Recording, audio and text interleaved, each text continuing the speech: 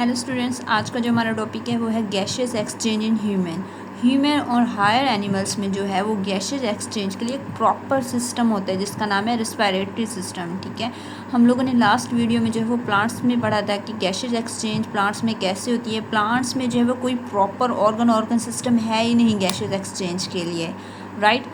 Plants की body का हर cell जो है वो खुद ज़िम्मेदार होता है गैसेस एक्सचेंज के लिए। मीन्स कि अगर रूट्स है तो रूट्स के सेल जो है वो खुद ज़िम्मेदार होंगे उन्हें रूट्स के सेल में कैसे गैसेस एक्सचेंज करनी है। वो रूट्स के जो सेल्स है वो डायरेक्ट इन्वायरमेंट से जो है वो गैसेस एक्सचेंज करते हैं। लीव्स के सेल जो है वो डायरेक्ट गैसेस एक्सचेंज करते हैं इन्वायरमेंट से। स्टेम के सेल्स, फ्लावर के सेल्स, इवन कि तमाम बॉडी के सेल जो है वो हर सेल खुद जिम्मेदार होता है कि वो किस तरह जो है उन्होंने इन्वायरमेंट से अपनी जो है वो गैसेस एक्सचेंज करनी है। लेकिन हमारे ह्यूमंस में और हायर एनिमल्स में ऐसा कुछ नहीं होता है। एक प्रॉपर सिस्टम जो है वो है जिसमें जो है वो गैसेस एक्सचेंज करना है। किस तरह हमारे जो है वो हम इन्वायरमेंट से हम एयर को लेते हैं, देन जो है वो एक सर्कुलेटरी सिस्टम के ज़रिए जो है वो एयर ऑक्सीजन जो एयर में होती है उसे पूरी की बॉडी में किस तरह जो है वो पहुँचाना होता है। ठीक है, अब जो रेस्पिरेटरी सिस्टम है आगे 2 टाइप्स में है। एक होता है air passage way and then दूसरा टाइप है वो है लंग्स। तो हम जो है वो एयर पैसेज वे को स्टार्ट करते हैं। Air passageway consists of part through which the outside air comes in the lungs and after exchange of gases it goes out। ठीक है, एयर पैसेजवे में जो है कुछ पार्ट्स होते हैं। ठीक है,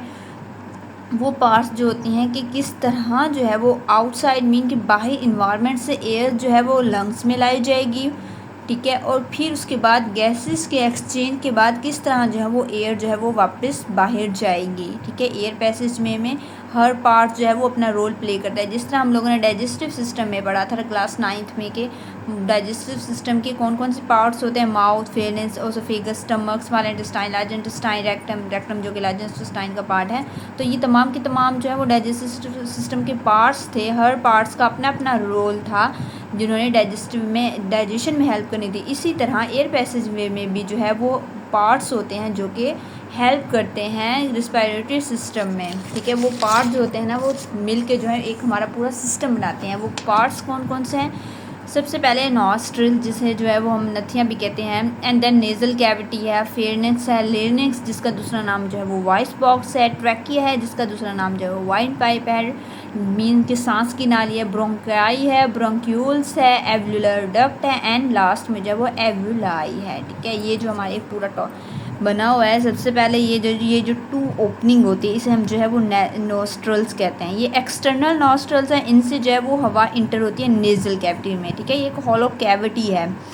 ठीक है, यहाँ से जो है वो एयर फिल्टर होती है यहाँ पे। इसके बाद जो है वो इंटरनल नॉस्ट्रल्स होते हैं, फिर यहाँ से जो है वो एयर जो है वो फेरनिक्स में इंटर होती है। यहाँ से फिर जो है वो हमारी माउथ कैविटी, ओरल कैविटी भी होती है। सो फेरनिक्स एक मस्कुलर पासवेज है, एक रास्ता है जो मसल से बना होता है। इसमें दोनों फूड एंड एयर दोनों आती है। इसके बाद जो है वो दोनों अलग अलग जो है वो पाइप्स में डिवाइड हो जाती है। फेरनिक्स जो है वो आगे 2 पार्ट्स में डिवाइड होती है। एक को हम कहते हैं ट्रैकिया मीन वाइन पाइप, सांस की नाली, और दूसरे को हम कहते हैं ओसोफेगस, ओसोफेगस मीन खुराक की नाली। ठीक है, ट्रैकिया के ऊपर जो है ये पार्ट जो है जिसे हमने कहा लेर्निंग्स का है, इसकी जो एक ओपनिंग नैरो ओपनिंग होती है, एक सुराख होता है लेर्निंग्स का, उसे हमने ग्लॉटिस का नाम दिया।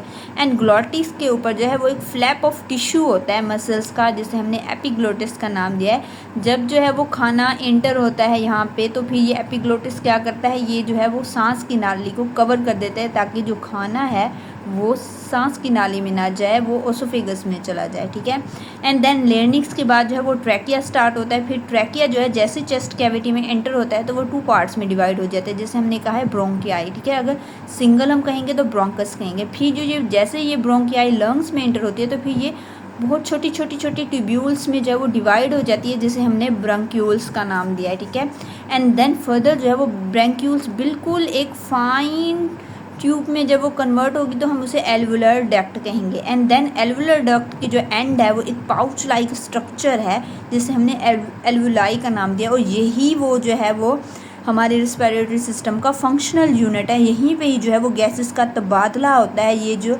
एल्वुलाई है ये प्रोवाइड करती है सरफेस एरिया के किसके लिए, for the exchange of gases के एक्सचेंज के लिए एक सरफेस प्रोवाइड करते हैं। यहाँ पे ब्लड कैपिलरीज भी होती हैं जो कि वहाँ पे जो है वो खून में जो है वो गैसेस जो है ऑक्सीजन जो है वो ब्लड में इंटर होती है, एंड देन ब्लड से कार्बन डाइऑक्साइड जो है वो एल्वुलाई में इंटर होती है, एंड देन कार्बन डाइऑक्साइड दोबारा से इनमें इंटर एल्वुलर डक्ट, ब्रोंकियाल, ब्रोंकस से होके, ट्रैकिया से होके वापस जो है वो नेजल कैविटी से है जब हम सांस को एक्सटर्नली एक्सक्रीट आउट करते हैं। सो ये हमारा ओवरव्यू था एयर पैसेज वे का। अब हम नेक्स्ट वीडियो में 1 बाय 1 जो है वो इन पार्ट्स को डिस्कस करेंगे कि कैसे एयर इनके अंदर जाती है और इन पार्ट्स का क्या क्या फंक्शन है।